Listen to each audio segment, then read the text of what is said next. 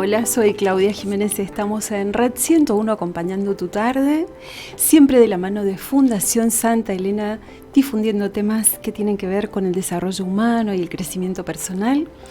Hoy nos está acompañando Nadia Arabi Kadvi. ¿Cómo estás? Hola, Bienvenida nuevamente Gracias. a la radio. Siempre es un placer tenerte y escucharte, Nadia.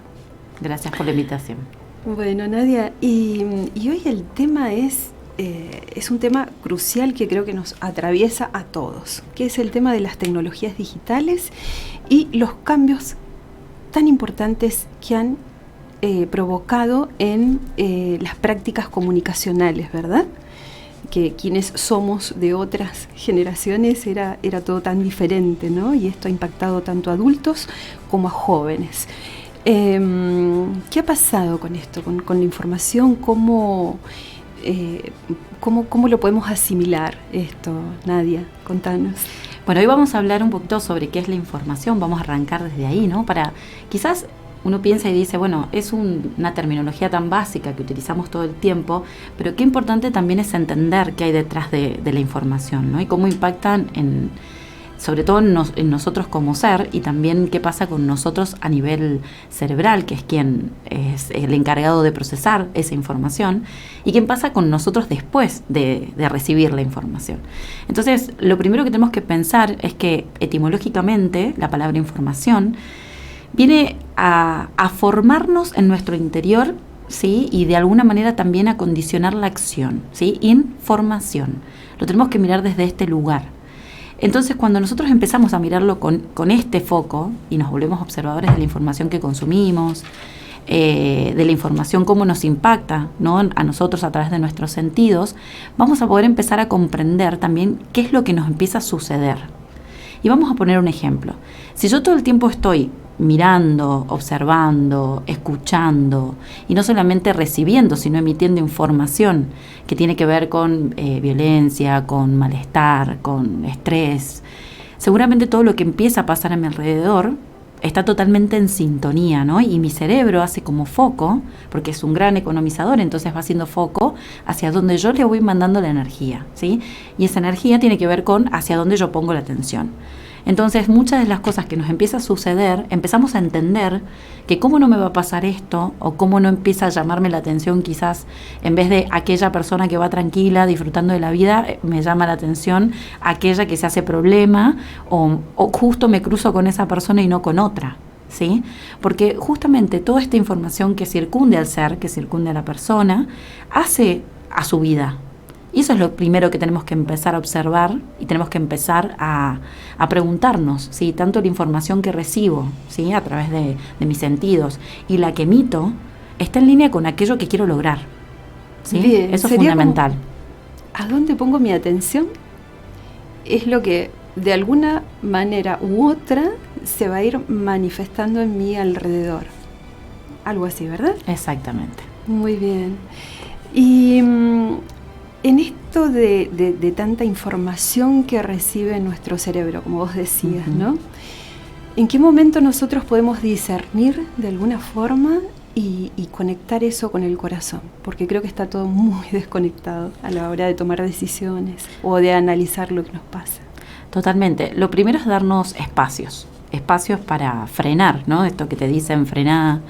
Que no solamente desde una mirada holística, sino también desde la medicina tradicional, esto de vivir con menos estrés, frenás, ejercicio, meditar, todo eso acompaña a que nos permite que nos pongamos como observadores de esa información, porque si no vamos como en automático, creyendo que todo aquello que escucho, que todo aquello que miro y que todo aquello que me pasa es producto del azar, producto de la mala suerte. Pero hay muchas de esas, un gran porcentaje de toda esa información que llega a nosotros es por elección, ¿sí?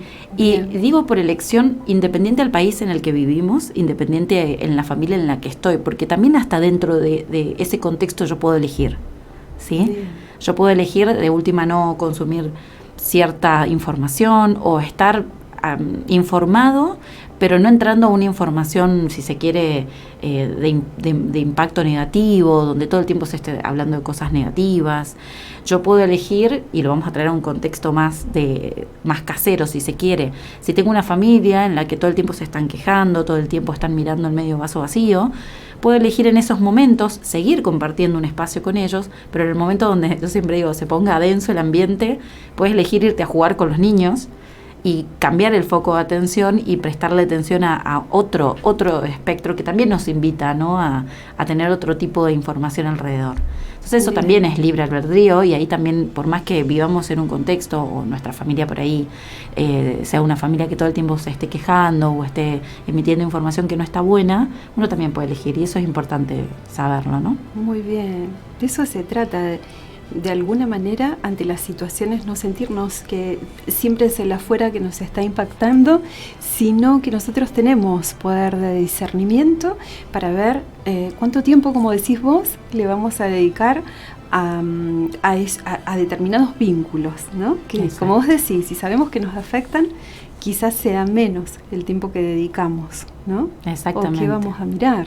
Exacto. ¿Y qué pasa con los jóvenes, Nadia? Porque hay jóvenes, sobre todo menores de 18 años, como que su mundo es la habitación donde tienen absolutamente todo lo que ellos necesitan, entre comillas, ¿no? El celular, la computadora, series, una consola de videojuegos, y ese pasa a ser su mundo y compite un poco con lo que es la comunicación familiar, sí, ¿no? O la misma comunicación con el exterior, con sus amigos.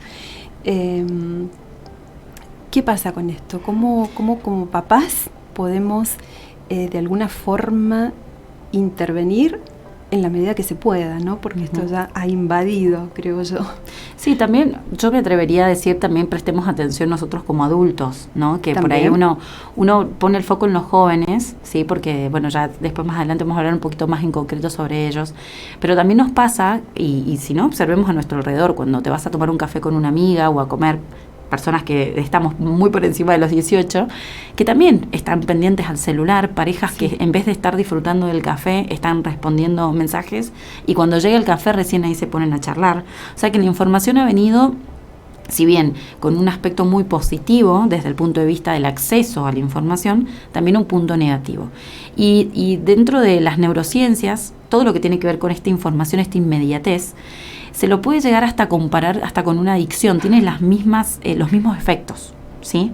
Esto de necesito cada vez más, y por eso la inmediatez, hoy ya se habla de 2 segundos de atención, ya ni siquiera estamos hablando de los primeros 10 segundos, uno tenía la posibilidad en una publicidad de captar la atención del cliente, hoy son 2 segundos.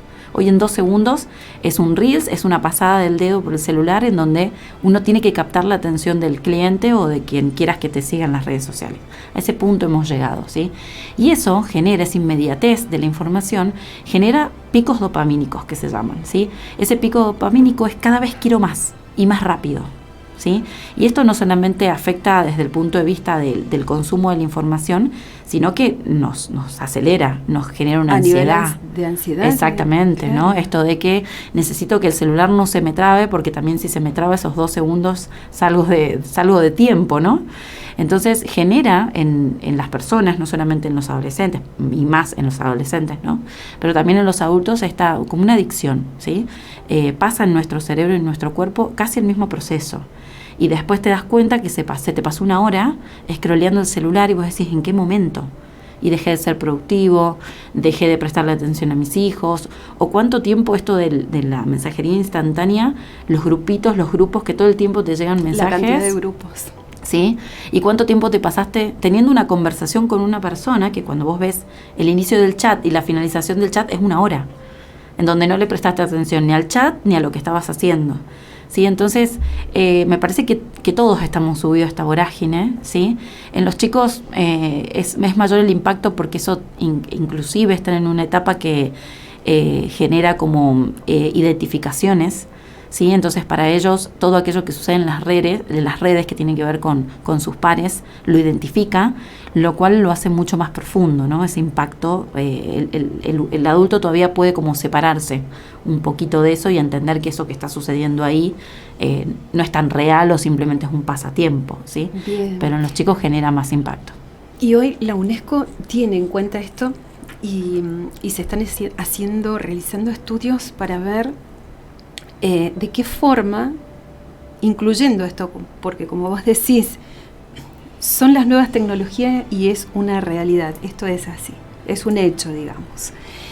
Pero de qué forma se puede abordar para que nuestros jóvenes puedan tener capacidad de crítica, de discernimiento, de reflexión sobre lo que buscan, ¿no? Sobre esa inmediatez de la información que está toda en Google, ¿no? Y en las redes.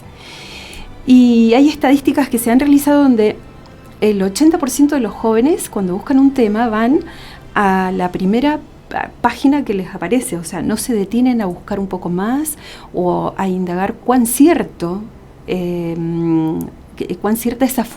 esa fuente de la que viene la información. Entonces, ¿hasta qué punto, ¿no? Esto es un poco lo preocupante? Uh-huh. ¿Qué pasa con la capacidad de crítica, con la capacidad de reflexión, con el cuestionar la información? Sobre todo, creo que en todas las edades, pero en los jóvenes que se están formando, ¿no? Esto en cierta medida es un poquito preocupante.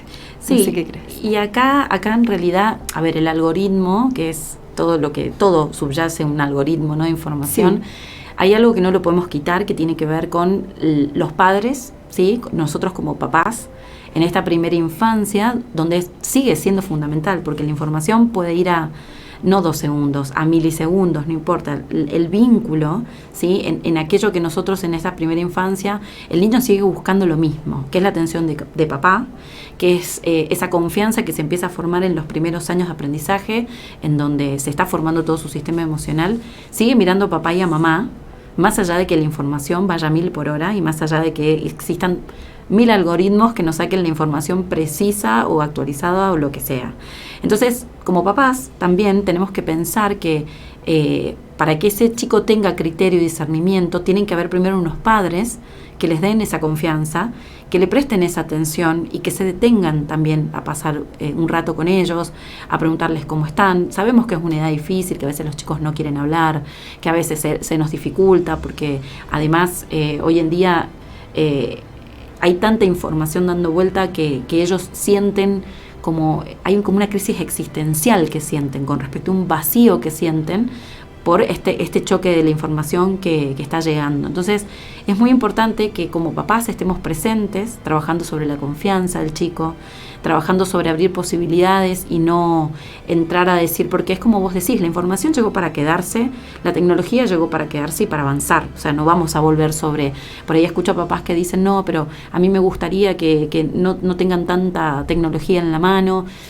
Es como medio difícil ir en contra de todo este avance. Se puede, sí, cada uno es libre de elegir, pero tenemos que hacer de esto un aliado y nosotros como papá no olvidarnos que tenemos que prestarle atención y que muchas veces como papás, esto de este término que está tan de moda, workaholic, que estamos hasta en casa siguiendo trabajando, a veces le echamos la culpa a la tecnología, pero a veces como padres nos levantamos y nos vamos a dormir y seguimos trabajando y el niño está llamando nuestra atención. Entonces, permitirnos frenar, permitirnos prestar atención, permitirnos hacer otras actividades también con los chicos, de decir, busquemos la información juntos, enseñarles, porque si no delegamos todo al colegio, delegamos Bien. Todo a donde va el niño sí. a estudiar y como papá no me hago cargo, ¿no? Entonces, y que importante. La relación también se convierta, porque muchas veces cuando estás mucho tiempo afuera trabajando, la relación con tus hijos se convierte cuando llegas a casa en un interrogatorio de cómo te fue, qué hiciste, o sea, todas preguntas. Por ahí sería bueno, siempre digo yo, sacar temas, en vez de que la conversación sea solo preguntas, porque Exacto. en eso también, sobre todo cuando son adolescentes, se sienten como, bueno, otra pregunta, ¿qué otra pregunta viene? ¿Viste? Claro. Como ese control. También el hecho de sacar algún tema, ¿no? Algún tema que sea de interés para ambos y escucharse. Exacto. ¿No? Y una pregunta linda para empezar a hacernos, porque hasta como adultos te digo que mucha gente no se la hace, ¿cómo te sentís? ¿Cómo te sentiste logrando esto? ¿Cómo te sentiste ayudando a tu amigo? ¿Cómo te sentiste cuando lo pudiste solo? ¿Viste que vos podés? Esa pregunta es ¿Sí? maravillosa. Porque desde el sentir creamos. O sea, eso, eso tampoco lo vamos a cambiar con el algoritmo. Entonces, creo que también esto de hablar sobre la información tiene que ver con que todos, ¿no? Hasta los adultos que somos un poco más grandes y que o que por ahí ya llevas un tiempo, se empiecen a preguntar y se empiecen a cuestionar, ¿no? Esta información que emitís y que recibís, hasta qué punto está afectando a tu núcleo y a vos misma, ¿no? Bien, bueno, nos quedamos con eso, detenernos, un poco, yo digo, revalorizar el silencio, ¿no?